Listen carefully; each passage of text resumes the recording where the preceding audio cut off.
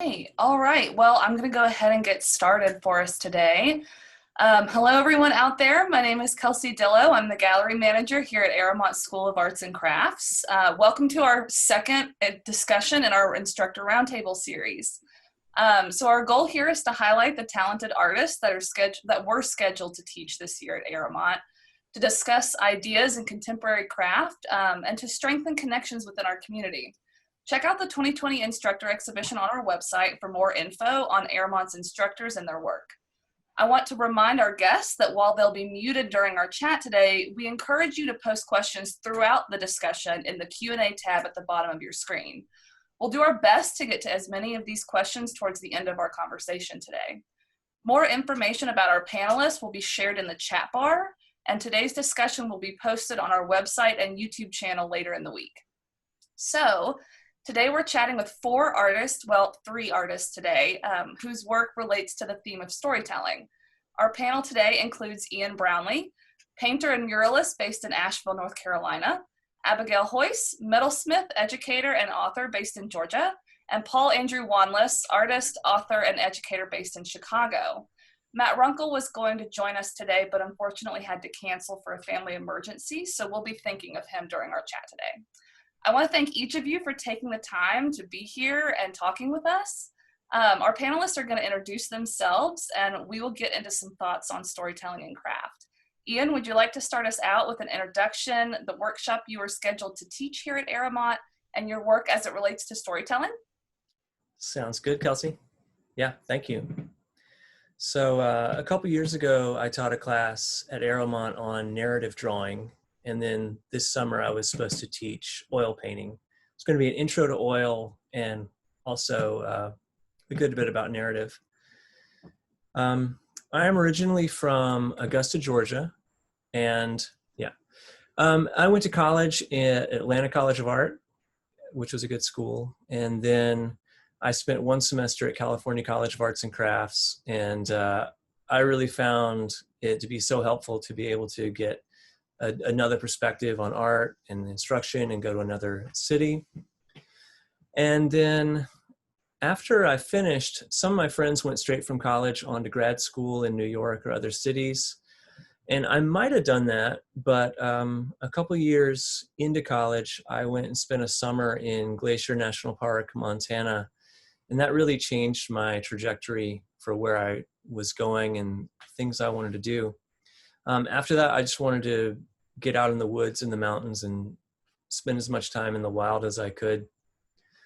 So after I graduated, I moved to Scotland for a little while, and then I bounced back to the US to do AmeriCorps in the Gifford Pinchot National Forest of Washington, which was just a great experience for me. I worked with ranchers and ecologists, was just out in the woods in the desert a lot, and those experiences informed a lot of the artwork that I've done since then. After that, I moved to Asheville, which is where I've mostly been since then.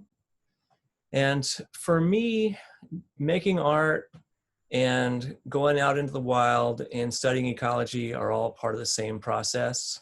And a large portion of my ideas come to me while I'm in tents or hiking. I spend a lot of nights in a tent, just like writing down ideas or, sketching for hours. And most of the paintings that you've seen are part of a series I do call American Myths. And when I first moved to Asheville, I studied Joseph Campbell and read a lot of his writings on mythology. And what I got from him was that mythology is a symbolic way of communicating, which lends itself really well to visual art. I find that if I read mythology and see how they communicate through symbols, then it helps me do that with my paintings. And I consider my art to be mostly about nature, but mythology is the language that I use to talk about it. And as for narrative, my storytelling style, I kind of see two different poles. On one end, you have prose, which is just stating something really directly, this happened, then that happened. On another pole is something that hardly makes any sense at all, more like a shaman's trance or something kind of nonsensical. But in between is a sweet spot I try to hit where you can tell what the story is and you can get something from it, but there's also a lot left to your imagination. And that's the sweet spot I try to find. So my art tends to be kind of dreamlike, but it can mean something different to different people. The other thing I do is murals, which this last image is one I just finished in Asheville with a big volunteer crew. It was a lot of fun. We did this in a day and a half. And I still see murals as having some storytelling, but I tend to make it a little simpler, a little more straightforward, and maybe rely a little bit more on design. So this was something we put together pretty quickly. It was a benefit for a building owned by Habitat for Humanity to honor healthcare workers. And this is right near Mission Hospital, which is the main hospital in Asheville. And that's an intro to me. So I'm Abigail Hoyce. I grew up in New Hampshire, and I've sort of slowly made my way down the East Coast until now, where I teach jewelry and metalsmithing class, as well as 3D design at Valdosta State University in Valdosta, Georgia. So my work is all about storytelling. It always has been. I was really excited about the topic of this talk because I think when people ask me to describe what I do, I always say storytelling first and then metalsmithing second. I think material is really exciting to me. Material is really interesting to me. Part of the reason that I am a metalsmith is that we can play with so many things and it counts, right? It works. So for me, making work is all about capturing that like beautiful place where beauty and sadness kind of collide, where what makes something so special is that it's temporary. A lot of my work is about home and family. I never wanted to have children, but I am an extremely sentimental person, and I've always been really fascinated with family stories and family histories, how we pass those things on, what changes as people age, and as stories are passed from one generation to the next. What do we keep? What do we let go? And I think my decision not to have children and to become a maker sort of coalesced in my desire to write those stories down, basically, in my own way. When I was going to undergrad, I actually went to school thinking I would become an illustration major. I was going to be an illustrator. And then by happenstance, I ended up during one of those very awkward sort of pie-eyed freshman orientations in a presentation given by Susan Hamlet, who was in the metalsmithing and jewelry department. And I just remember walking into the room and there was an image of a locket on the wall, and I just like, everything emptied out of me, and I went like, oh my God, you can tell stories with metal. And I just never left. It was a life-changing accident. So I have several different series. You're seeing little bits and pieces of them on your screen. I have several different series.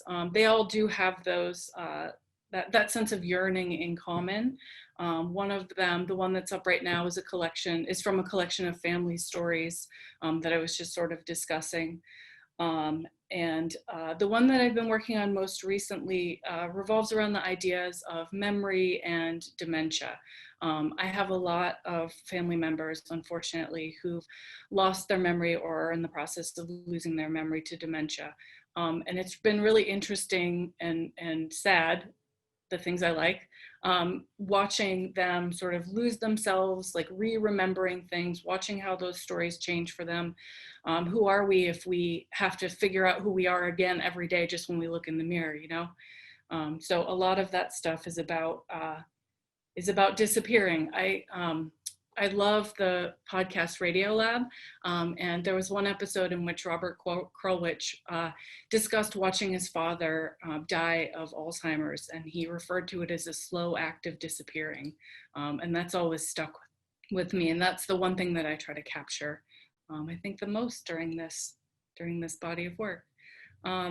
So the class that I was scheduled to teach at Arrowmont, we're actually trying to run it again next summer. So I'm really excited about that opportunity. We're going to be doing an introduction to enameling. I love enameling. Enameling is painting with glass on metal. And what better way to get imagery in work is the combination of hard and soft, things that are malleable at times and also rigid at other times. It feels very much, those are very analogous to memory to me. And so, yeah, I'm really excited about that. I'm also excited about the opportunity to teach at Arrowmont. I had a relatively life-changing week there as well. I took an embroidery class with Nick DeFord several years ago now. And you can see that technique popping up in my work over and over. In fact, the most recent piece that I did was based on those techniques that I learned. So I'm really excited to be able to come and stay a part of the community. Hi. Well, I guess my quick background is I went to University of Delaware and got my undergrad there and studied with Victor Spinsky. And that's where I was introduced to mold making, which is the class that I was going to be teaching this summer. The mold making class was going to cover a wide range of making molds. So the piece that's being shown right now is it's a mono print behind it where it was silk screened and pulled off a plaster bat, but the tools are made with sprigs, just clay sprigs that are press molded to make those tools.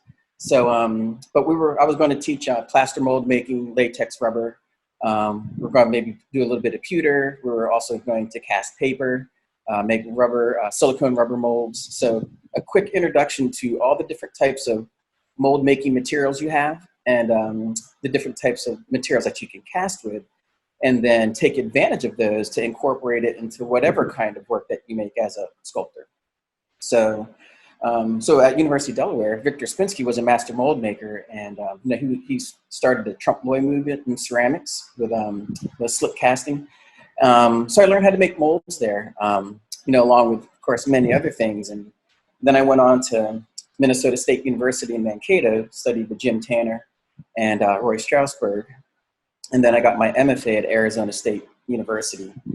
And so at all of those schools, my primary focus was ceramics and sculpture, but I always did a lot of printmaking, mold making, painting, because I just, with Victor and Jim Tanner, they always emphasize the broader your skill set is, then the stronger your primary medium could be, because you can bring those strengths to it.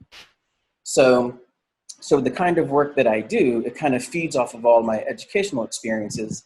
And then I also feel like I'm a lifelong learner. So I always try to learn new techniques as I feel I need to introduce them to my work, because there's something I want to say through the work. So over the years, I've also do now metalsmithing, stone carving, wood carving, and leather working as well. So I can add all those components to my ceramic sculpture also. Now, like Abigail mentioned, I'm going to be also teaching this workshop. It's rescheduled for next summer, the mold making workshop. So, hopefully, we'll see how things go, of course, but look forward to being there. I've taught at Arrowmont, I want to say like 3 times now. So I have a long history with Arrowmont over the last couple of decades, whether it's teaching printmaking on clay courses, like this image is a monoprint, where you cast a bat out of plaster, and then you can directly draw on it with underglazes. You can print on it with lino cuts or screens, and then you pour a casting slip on it, and then it pulls the image out of it, and then you peel it back, and you have a monoprint. So that kind of a class. And I've also taught the mold making class in the past. And I've also taught a writing class, like how do you take narrative and how do you learn to write, and then take your writing and make work with that. And that was a recent class that I taught there as well. So I have a long history with Arrowmont and teaching there. And in terms of how narrative fits in, is I consider myself a storyteller and a writer, and I've always felt that artwork should communicate. Now, it can communicate whatever you want it to be, but for me, I like to communicate stories. And Ian had mentioned that there's different types of vehicles that he uses to tell stories. So I have my monoprints, my sculptures, and sometimes they're longer narratives because I actually do write as well. I like the fantasy genre. I like to read it, and I always write short stories. So some of my works are they're all self-referential in some way, metaphor. As a writer, this piece is a scribe. So, so again, it's a lot of the work is how it's all personal. It's how I see the world through my lens and then manifest it through the work. I choose to look at symbolism, iconography. I love Renaissance art, medieval art, that format because of the use of symbols and icons. So that way, when you look at my work, I want you to read it the same way that you would read a Renaissance or medieval painting or work in terms of the imagery in there and what that brings to it in terms of the iconography and symbolism and what that introduces to it. And as far as the stories, again, they're all personal. So sometimes they are just about being an artist, and that's sort of what this piece is about. Sometimes the works are a broader story where it's more like a Grecian vessel where the image goes around the whole piece. So it's multiple parts of a story. Some of the works are isolated where it's that one piece encapsulates everything I want to say.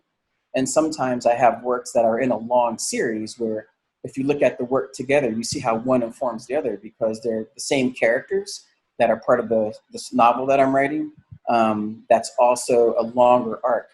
And again, sometimes the writing inspires the work, sometimes the work inspires the writing, but I've always written short stories about what I'm making because the more that I understand the world that I'm creating and the characters and settings that I'm creating, then I can have a greater level of specificity in terms of what I add to the piece. I'm a big believer that I shouldn't have anything in my work that I can't point to and tell you exactly why it's there. There's nothing there by chance. Color, placement, I like to use geometry in terms of how I set things up, in terms of composition. So I think in order to be a good storyteller, you have to have a strong framework and foundation in storytelling. And that's why I do a lot of writing, a lot of reading, and studying mythology and fables and how did other cultures tell stories? And what kind of stories did they tell? And that way, because I'm not trying to reinvent the wheel in storytelling, I'm just trying to utilize what's already out there and tell my story. Awesome. Thanks, Paul. Well, I'm going to jump right in. So we have a few questions that I'd like to ask the group, and anyone can jump in at this point. Feel free to, this is going to be a little, more loose in structure. So, and I know that some of y'all already touched on this, but I'm interested in getting a more pointed thought. But what do you think the advantage is of working within your chosen mediums when it comes to storytelling? So like, working in clay, for example, how does that lend itself directly to storytelling for you? Well, since you mentioned clay, I guess I'll take it. Yeah, jump right in. Clay is, and of course, this is selfishly as a clay artist saying, clay is it's the greatest chameleon of all materials. It can literally look like anything, and I can literally do anything with it. I can paint with it. I can make sculpture with it. I can make it look realistic. It can be a vessel. So clay has few limitations in terms of how I can use it and how it can appear. And the other benefit of it is that I can also incorporate other processes like I do with printmaking, even leatherworking. I mean, when I work with leather, when you work with leather and sew leather and build with leather, it's the same way that you would work with soft slabs. So a lot of other materials work the same way. If you're doing, and Abigail would know this, doing, if I'm working in relief, when you do repoussé, in terms of making relief that way, that's, again, you're just manipulating a surface. So I like using clay as a kind of a starting point for a lot of my ideas, and then I incorporate other materials to take advantage of what they do. But sometimes I just carve a piece of stone because that's going to tell the story the best.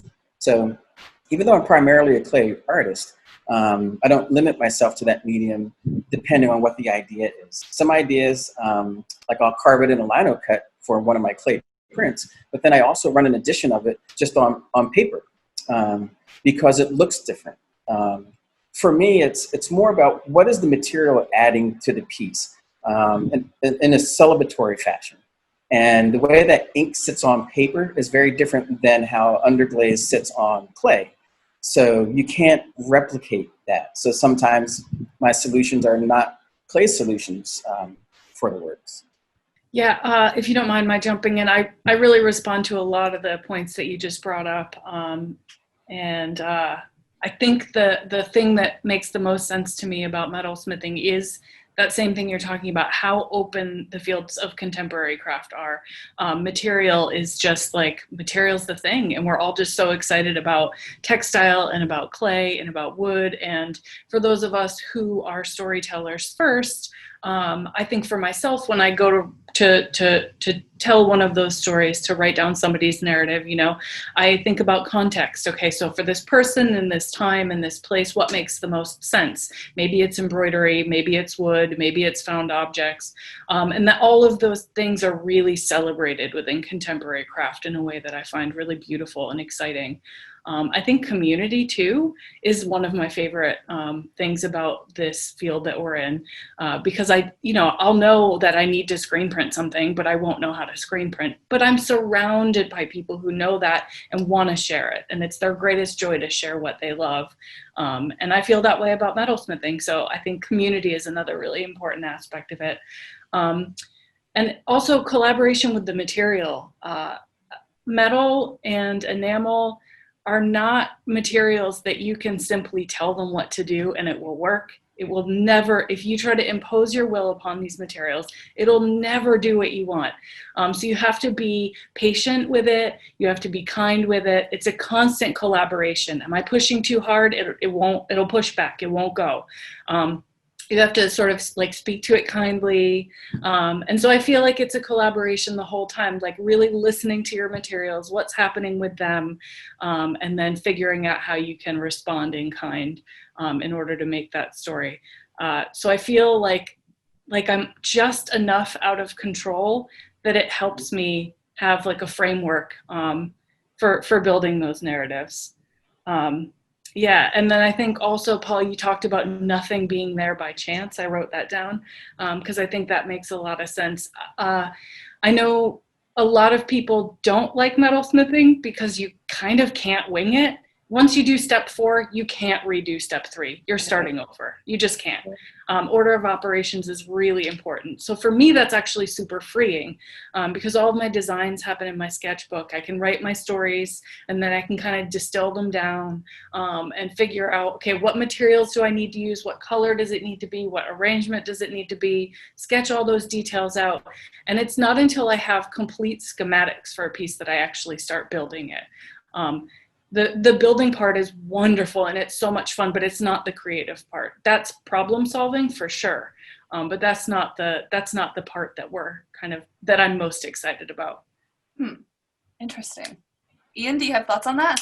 Yeah, I have thoughts, first of all, on the work that the two of you do, especially the 3D work, because, you know, I do narrative drawing and painting, which just comes so easily. Like, you know, the genre is just made for it. Whereas what you guys are doing is like off in new directions, you know, narrative jewelry, narrative ceramics, narrative sculpture, things like that. I'm really impressed with that. I think I got started with it when I was in college, storytelling was really frowned upon, at least at my school. It was seen as, I don't know, 19th century or illustration. And when you're in a fine art program, you know, illustration it's like an insult. Oh, that looks like an illustration. Like, oh no, you know. But I always loved illustration. But I remember it was my first semester in college. We were doing a figure drawing. So there was a nude woman sitting on a bench or something. And then after I drew her, I wanted to keep drawing. So then I drew her on the hood of a car and put a McDonald's sign behind her. So suddenly it became funny. Why is this woman naked at McDonald's? And I think that was probably my, like, kind of the narrative instinct coming out in me, despite the fact that the school was trying to train it out of me. And, you know, I mean, I was raised on comic books and cartoons and all that. So I think it was just bound to come out. But looking at 2D work and narrative, you know, narrative dominated Western art for 1,000 years. It's just easy to go there. You know, if I draw a figure, it's a portrait. If I draw 2, suddenly people look for a story, even if there isn't one there. Mm-hmm. And sometimes I try to have as many figures in a piece as I can and try to have there not be a story, because your mind just wants to create them. It's actually hard not to do narrative. I think the difficulties are having it not go toward sarcasm or illustration. And like I said, I love illustration, but illustration tends to want to say something pretty straightforward, and I want to keep it a little more open-ended. And I came across a quote yesterday, so I wrote it down. This is by the artist Madeline von Forster, and she says, "How to convey ugly truths in paintings which are still somehow beautiful. Can one make fine art where the meaning is central, but which avoids veering into illustration or propaganda?" I think that is the tough part with storytelling in art today. Well, I want to add to that, or sort of counter it by saying that actually you should give yourself more credit. I'm really impressed with your work. I could never be a 2D narrative artist because it's all up to you. You have to make all the decisions, and it's paralyzing for me. I think another reason that I chose the materials and the medium that I do is because we have these very specific sets of associations to things, right? If I make something that's based on the format of a pearl necklace, you have a set of associations that go with that. Oh, my grandmother wore pearls, but only for these occasions, or, the queen wears pearls, or, whatever. So you have this set of associations, and I can play with those and kind of move them around and nudge them in one direction or another. And people go like, oh, well, but then what does it mean if, right? But you have to do the whole thing yourself. So I'm really impressed with your work as well. Oh, thanks. So as educators in, academia, craft schools, any which way, how has teaching at craft schools or in academia impacted your studio practice personally? It's always a tricky question. Because there's a lot, people feel a lot of different ways about, being a professional artist and being an educator, and can you do both well, right? Lots of folks fall on the one side that teaching keeps them from being in the studio and pursuing it as much as they want. And others say that it feeds their practice. So I think that's kind of, individual for everyone, how they balance the two. I've always considered myself a professional artist that teaches. And that's something that one of my profs, Jim Tanner, said to me, because once you start thinking of yourself as only an educator, then sometimes your studio practice does suffer. And and what makes you a good educator is that your studio practice is strong. So I've always, and that doesn't mean that you're emphasizing one over the other. It's just about how do we think about ourselves, right? So I do think of myself as an artist first. And I teach, I've been teaching for, I guess over like 20 years now, academically, but I also teach lots of workshops, things like that. And then I consider when I write books and when I write articles in my field, I consider that teaching as well. That's extended teaching. So, and typically the things that I teach and write about are things that I'm doing in my studio. So I don't really separate the two in terms of thinking which feeds the other. For me, they just coexist. But I do think it's important in terms of always thinking of myself as an artist that does these other things. But I do see them hand in glove and coexisting. I actually agree completely, but also fall on the other side of that. So I actually think of myself as a teacher first, an educator first, and then a metalsmith and artist and storyteller second. I love working in the studio, I do, but I think about teaching. I don't think about the studio when when I'm in the studio, I'm there because of the lessons that I'm learning in my classroom with and for my students. When I'm there, I'm making work and I'm learning new things, and I'm always thinking about, okay, this is how I'm going to incorporate this new information in my classes. Teaching and making work is a tricky balance. You are right, it's a tricky balance. Teaching is the thing that keeps me out of the studio, but it's also the reason I want to go to the studio. And I think, honestly, if I weren't teaching, I would be much less likely to make. Making is the thing that gives me more excitement about teaching, and then teaching is the thing that gives me more excitement about making. I think they go in hand for sure, but I'm definitely I'm definitely a teacher first and a maker second. Very cool. I'm definitely a lot more of a maker than a teacher. I don't teach all that often, and probably lately more than like skills-based classes. I've been leading creativity workshops. And the coolest thing for that for me has been when I've taught kids, because I'll play a game where I show them a painting that I've done or an image from somewhere and ask them, okay, what's happening here? And it's amazing to see with kids, they just burst forth with all these stories and they get it right away. Like there's no one right answer. Like, oh, I know, I'll tell you what's happening in that painting. And then other kids like, no, this is what's happening. That's what's happening. Whereas adults are more likely to sit back and, they don't want to be wrong. Like, oh, I don't know, and they think there's one right answer. So stuff like that's been good for me, just to see, when a person comes in contact with an image, what's their response to it? How do they respond? What do they think the meaning is? So on the creativity side, that's been good for me, just to see how do people respond to things, because I make a lot of enigmatic images and I want to have at least some idea of how people are going to approach it. And I'd say the other side for me is technical, especially teaching oil painting classes, because there is just so much to know about oil painting, and there's so much out there, and I think about at least half of it is wrong. So if I teach something, I want to be sure that it's true, not just that someone told me that it's true, that I do experiments. Like I have panels and panels of wood and paper with paint experiments on it and different types of layers of paint and mixtures of mediums. Because when I tell my students, hey, this is a good thing to do, this works, I want to know from experience that it really does work. So it's caused me to really get clear about the technical side of things. That's interesting. So that leads me into my my third question that I'm really interested to hear y'all's thoughts on. As storytellers in your own rights, how do you decide what or whose story to tell? By the automatic first person. I guess so. I don't feel right going twice in a row, so. Well, my answer to that is easy. The story to tell, it's always my story.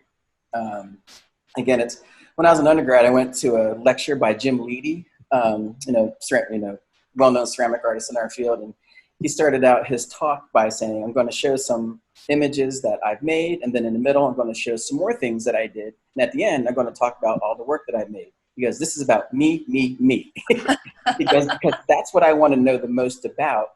And he said, I don't consider myself a documentarian. I don't document other people's experiences. This is about and that really stuck with me in terms of when I was deciding what do I want to do. And I really did, I really do want to tell my story. All through my different educations in terms of, at Delaware and Mankato in Arizona, I was always the first and only, Black person there, in the art department, as far as the ceramics went or the grad programs went. And when I look at art history books and magazines, I didn't see anybody who looked like me. So I felt it important to start inserting myself, telling my story, which is from the viewpoint of a person of color. And for me, storytelling and narrative, from my experience, gives me an opportunity to make work and tell a story that hopefully people can relate to regardless of what their walk of life is. So that's why my work is very pictorial or narrative, or it is figures and situations where maybe people can see themselves in as well. But also I want to make sure that people can see some other hidden content that I have in there as well. Awesome, yeah. Cool. I'll jump in next. I'm sure my story comes out in my work, but like you, Paul, I'm really into fantasy, and like fantasy stories I read a lot. And I think when I'm creating my paintings, I'm creating a fantasy world. Like I know my story comes through, but I don't consciously set it out to make it my story. The big question for me as far as what story to tell is there are these ideas that come to me kind of fully formed. I don't know where they're from. and they just kind of show up and say, hey, will you tell my story? And sometimes I do, sometimes I don't. But then there's another side of me that wants to say something really specific. So there's always a tension between how much can I consciously direct my creativity? You know, they say there's a social issue that I want to take on, you know, be it Black Lives Matter or extinction or, you know, things that are happening in politics. And as much as I may want to come up with an idea that addresses that subject in a beautiful way, I may not be able to. You know, sometimes I can, sometimes I can't. I tend to find that the more I try to funnel my creativity into one narrow focus, the quality of the work decreases. Sometimes the best painting might be one that doesn't say necessarily what I wanted to say consciously. So for me, I'm always trying to navigate that dichotomy between those two. Like, I would like to have maximum creativity along with saying what I consciously want to say. And I'm kind of always between those two poles, trying to navigate it. Yeah, for me, I think, again, I really resonated with something Paul said. You said it's always my story. I have struggled with that for a long time. I think it's been more than once that I've given an artist talk, and at the end, somebody's stood up and said, when are you going to make work that's not about you? And I just think, like, but how? Like, how do you make work that's not about you? Because even if I'm trying to be a documentarian, even if I'm trying to tell someone else's story, it is through the lens of my understanding, my worldview, my life experience. And so I don't know how. I know some people do it and do it very well, but I personally just I don't know how that's possible. I also, it's really important to me that my work is relatable. I know with narrative, it's never going to be a case where any one person can look at it and understand fully formed the story that I brought to it. That's just not a realistic expectation.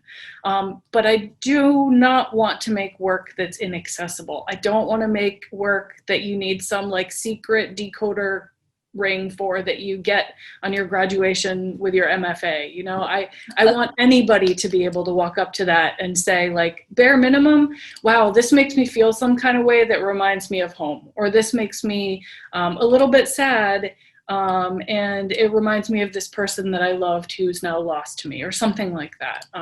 Again, I don't ever expect someone to read like word for word the story that I'm telling in my work, but I do want it to be relatable. I think that's maybe the most important thing for me.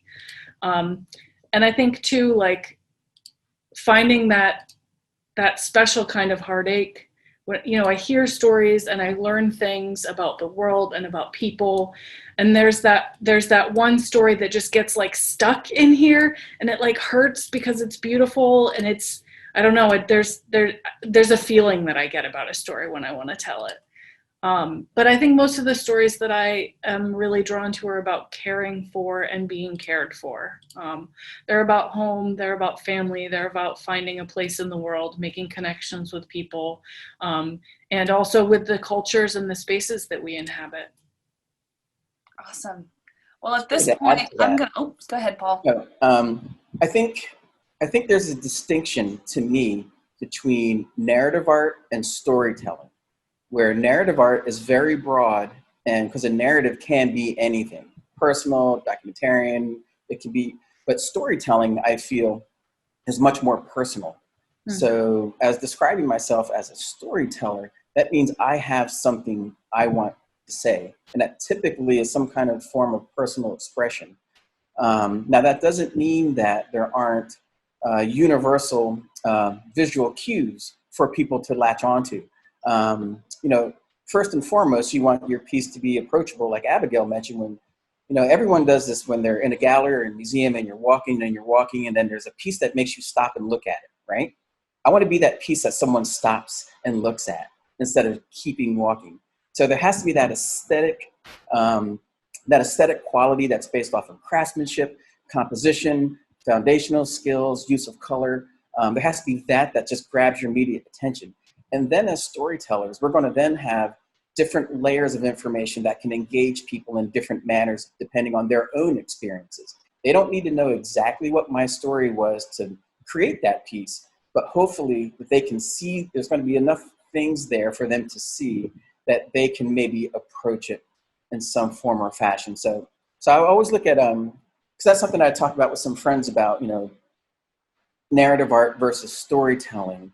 Because I do see narrative as more as an umbrella term, and storytelling being a bit more specific, more akin to a writer. There's different genres of writing, but they're all telling stories. And I think as artists, as storytellers, we all have, as we're all explaining, we have kind of different genres, right, that our artwork is, to kind of categorize it that way.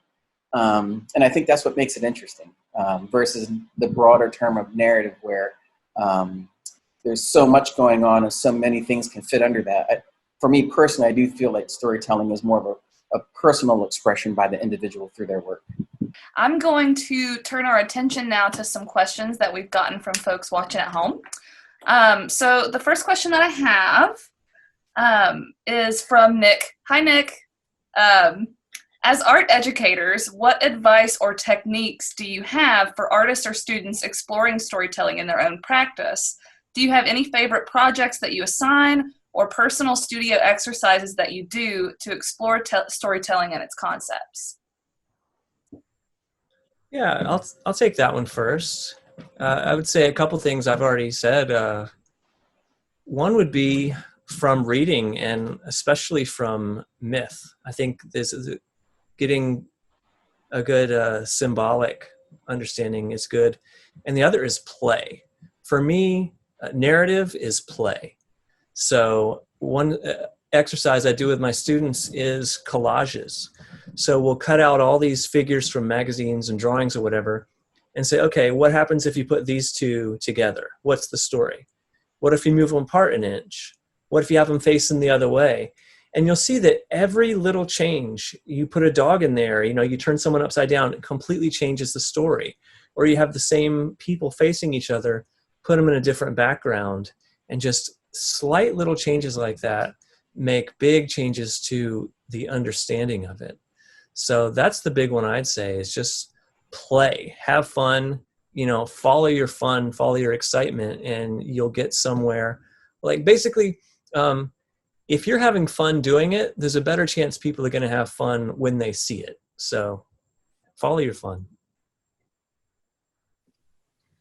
I like that advice. I'm not very good at playing. I really admire the artists that I know who, for whom studio is just fun times. I find it incredibly satisfying, but it's not fun. It's not playful for me personally. I wish that it were.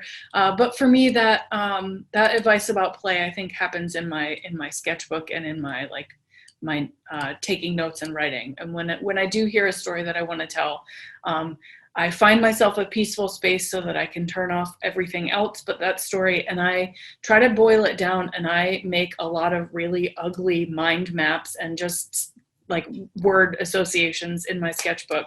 And I'll just make lists, right? And then I'll go through it when I'm all done, and I circle things, and I'll say, okay, about this part of the story, this is what I want to focus on. And this part of the story, this is what I want to focus on. And then what's the connection between those two things? And maybe that connection is where I start with my illustration. And I often encourage my students to do similar things. As far as the material, I would say that is such a personal thing. You've got to find that material or those materials that work for you, that you feel like you can have a relationship with. Some people want a material that they have ultimate say over. Some people want a material that's going to push back a little bit. But you as an artist are going to find that space where there's something that resonates with who you are as a person and as a maker, how much control you want to have over something. Also just what the process is, what you enjoy, what you get excited about going into the studio to work on. And I think there are people who make stories in every medium. And so I think that part is really personal, just finding what works for you. Yeah, when I'm, and it's kind of is what I was doing with that workshop that I did a few years ago at Arrowmont was, how do you take what's in your mind in terms of stories or things you want to say, and then how do you manifest work with that through whatever the given medium is. And what I do with my students who are interested, in working that way is, because I always have them I don't call them sketchbooks, I call them visual journals, our sketchbooks, because it's always a mix of sketching and writing. And so I actually have them do creative writing projects. So I think, if you're going to be specifically telling stories, Abigail was talking about process a little bit. There is a process to telling a story. There is an arc where you have a story. Most things are in 3 acts, where you have the beginning act where you introduce information, and then there's a pinch point, and then in the middle part, something's being pursued, there's a conflict, and then in the last act, there's some kind of resolution. So your artwork can tell a story like that as well. So I think that the more that you understand storytelling in general, that helps you be able to understand not only what you want to say, but how you want to say that. Because all of that can't happen in one work. So as storytellers, sometimes we have a series of work where that's our arc, right, of our bigger story. So many times I just tell students, and this is the same advice I got from creative writers, is they always say, write about what you know. And the same thing with your artwork, make art about what you know in terms of the stories that you're wanting to tell. So typically my exercises or assignments tend to be within a sketchbook, sketching things you enjoy. I'm really a big believer about short stories, something that you can just write a couple of paragraphs or a page. And then when you're done writing that, make something. But it doesn't have to be exactly what you wrote. It's just a point of departure. And I'm I do a little bit of both of what Abigail and Ian does, where I'm a big believer in play. Outside of being at home with my wife and son, there's no place I'd rather be than working in my studio or making something. So I love making work. I love the process of all these different things that I do. But a lot of it sometimes is work too. This morning I was mixing up casting slip and sieving it through a 60-minute, that's work. That's not fun. It's more of labor of love, but there is a combination of the two. So I just tell students, depending on what it is, write about it. And also don't be afraid to be honest in your work. The more that you can feel vulnerable with your writing and your storytelling and your imagery, then it's going to be easier for people to pick up on that. And that's easier said than done, obviously. It's taken me years to figure out how to be vulnerable and truthful through my work with my imagery, because everybody has the same hopes and fears. And if you're not kind of honest, like really honest and vulnerable through your work and about your own hopes and fears, it makes it harder for other people then to relate to that. So with students, it's always encouraging them to, over time, as you get stronger with your skill sets, you'll be more confident in your voice, and then your story will become more clear, and that it doesn't happen overnight. So, write about things that be patient, and, enjoy the process. And then eventually you're going to find the right mediums that can be the vehicle for you, and the right processes that will allow you to manifest it in the manner that best suits your story the most. Wow. Yeah, you touched on this, but I'd like to kind of take what you said and emphasize it a little bit, which is that I think it's also really important. You were talking, Paul, about things being either a piece or a series. You don't have to say everything all at once. Like sometimes I think about my work and I figure out a story I want to tell and I say, okay, this is just a little chunk. I can say all this in one piece. But most of the time when I pick a story, I'm in it for the long haul. And so a lot of those pieces, especially at the beginning of designing work in a series, are just a thought or a sentence. They're not even a whole chapter. And that you kind of keep building on those things and building on those things. And then there's a moment when you realize, oh my God, all of these sentences just formed a book. I guess the series is done, right? But I've never sat down to tell a whole story in one piece and been successful. I've tried it a lot of times, but it's never been successful. So I think giving yourself permission to do it in sort of bite-sized chunks. And I think that's what I do. I think that works for me. And sometimes I'll tell the same story over and over and over.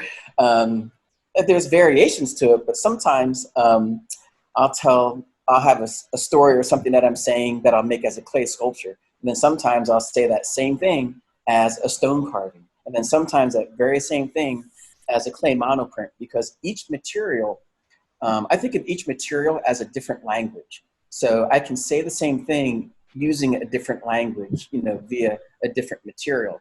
So sometimes I'll make a piece and I'll say, you know what, that's the story, but it's the wrong materials to tell that story. So then it manifests itself in another piece. And I don't make things on purpose. The things that I'm writing about and messing around with, materials that I'm working, that really won't come to fruition probably till next year. A lot of the work that I considered finished work that I might show and things like that, those were years in the making, not something that just last month I had an idea to make this particular piece. There's a long run up to that of things that no one sees that I've been doing in my sketchbooks and failed pieces that just weren't right, until I finally got the piece where I was like, okay, this one is finally where I want it to be after 3 or 4 pieces that I made over the last year or two that just weren't quite there. Because I think if you're not trying new things in your work, then you're not going to fail, and you have to fail. If everything you make is successful, that means you're being super safe, and your work probably is not going to be that interesting or that engaging. That's just the truth of it. Your friends will like it, but they're lying to you.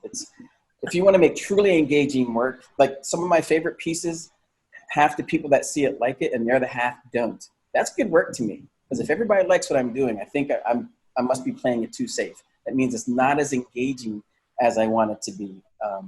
Because if people have a negative opinion about something that you made, that's still an opinion. They still looked at it, considered it, and said, this is something that is not much. It's something that I can respect how it was done, et cetera, and I see what's going on here. I just don't agree with that. And that's what storytelling is, right? It's philosophy, right? I have a point of view that I'm putting across that I don't want you to necessarily agree with, but I want you to consider it. And then you may agree with me, and you might incorporate some of those things that I said into what you think now. Or you might say, I understand it, but I reject that. But that's still a consideration. So I also think it's important with students to let them know, not everyone has to like what you do, but our goal is, can we still engage everyone enough to where they at least want to form an opinion about what you do? Ian, do you feel like you're similarly telling little chunks of stories at a time, or do you feel like in your work you can kind of get it all out in one piece? Sometimes I try to get it all out in one piece, but actually my point in that is to have so many things overwhelm each other that then it kind of shuts your rational brain down and you're just left with an impression. Yeah, I think if I really wanted to get something across, it's got to be simple. It's got to be one really simple message. And these days I'm trying to narrow it a little bit, because one thing people often say about my stuff is it's all over the place, which brings me back to something I thought of that you were saying, Paul, that saying the medium is the message. And I know it's definitely true that the medium influences the message. Like I can do the same painting in oils, pretty realistic, and then do it as a gouache painting with outlines, and people have a completely different reaction to it. Like it's the same composition, same image, but the feeling is very different.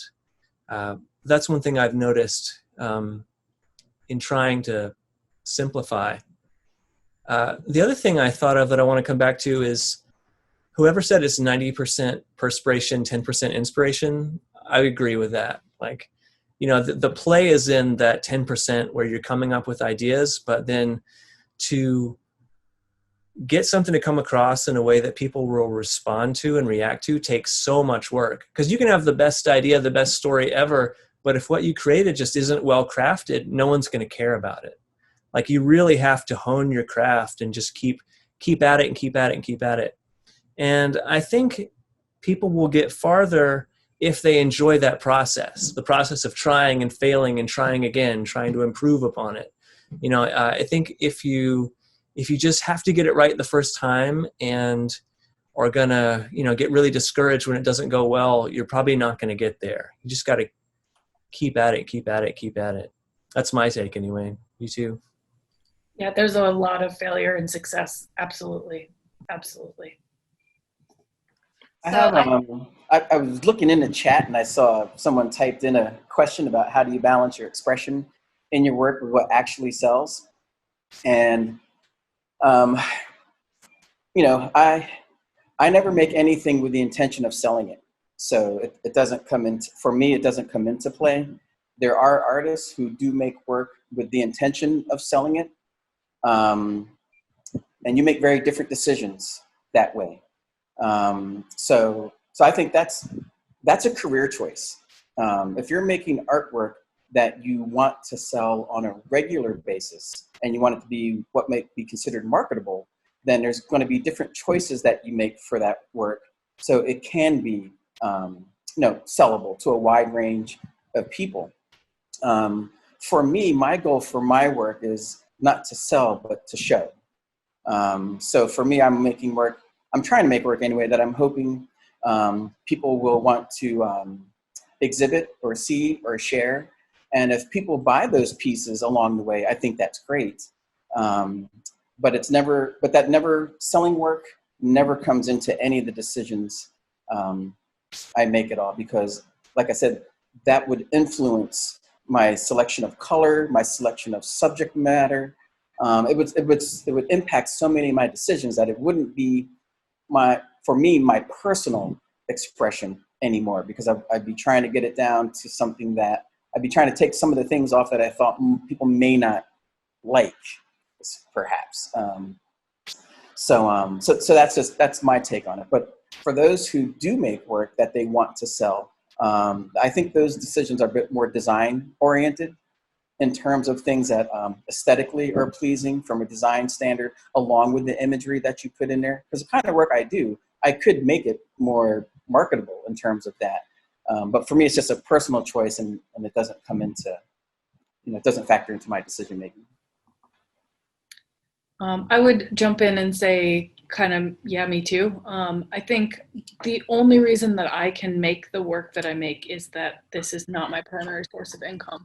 And that goes back to that idea of being a teacher first and being a maker second. And I think there are a bunch of reasons I've organized my life that way. I just love teaching, and I'm excited to go to work every day. And that's not a thing that everybody can say. So that's really lucky. But it also does mean that I get to make the work I want to make and focus on, is this going to be a piece that people will want to show, and not, is this going to be a piece that people want to buy? I don't often have trouble getting into a few shows every year, but I have sold very few of those pieces. When I do need to make work that's going to sell, that work is very different. It's functional, it's wearable jewelry, and there is some joy in making that work as well, but it's not the same work. It's not my work. I am in the same boat. I had a career as a successful landscape painter, but it wasn't making me happy. And, there's still landscape in my artwork, but, I'm not doing the sellable stuff anymore. Occasionally I do sell works, but I find there's a lot more freedom to do what I want in the artwork if I don't have to make money off of it. So most of my money comes from non-art sources now, and I like it better. I think that we may have time for one more question from the audience. So someone asks, if you're going to involve members of your community to tell their stories, where would you begin?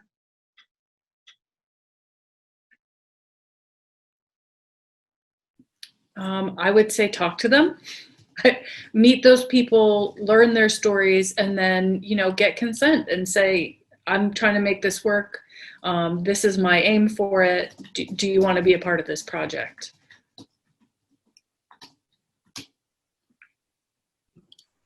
Yeah, I think also you can do a portrait of someone, not a literal portrait. It could be a sculptural portrait, but if you have you just talk with someone a lot and figure out a way to tell their story that maybe they're not able to, I think that can be a really beautiful way to do a project.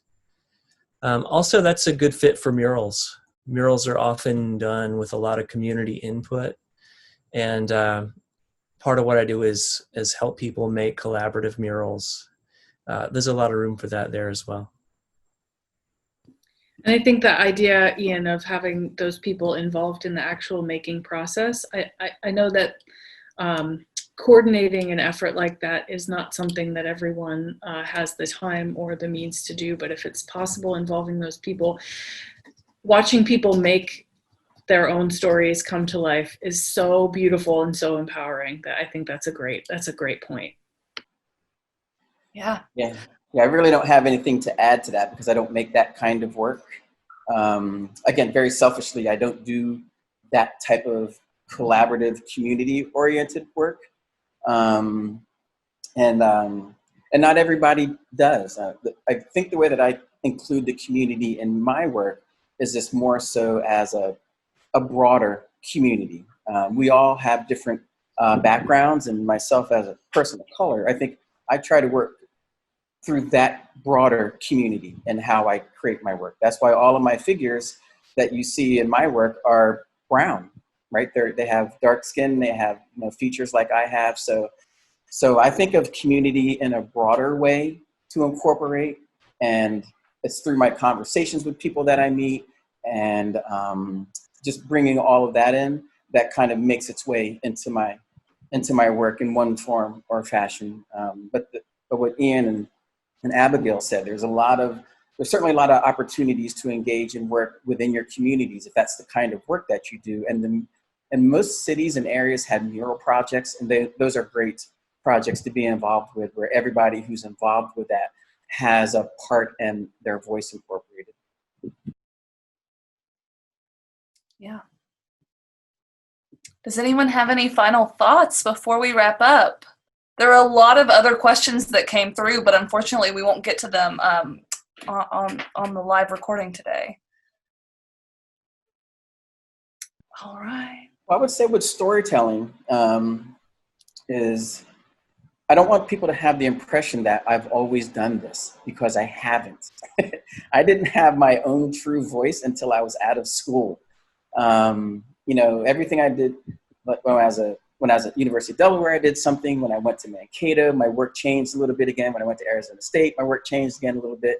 And then when I got out of school, then it evolved for several years. And I feel like it's been really the last 10 years that I've found my own voice and way of working. So I've always been a storyteller in my work, but not deliberately. It's only now that I kind of realize this is what I'm doing now over the last 10 or 15 years.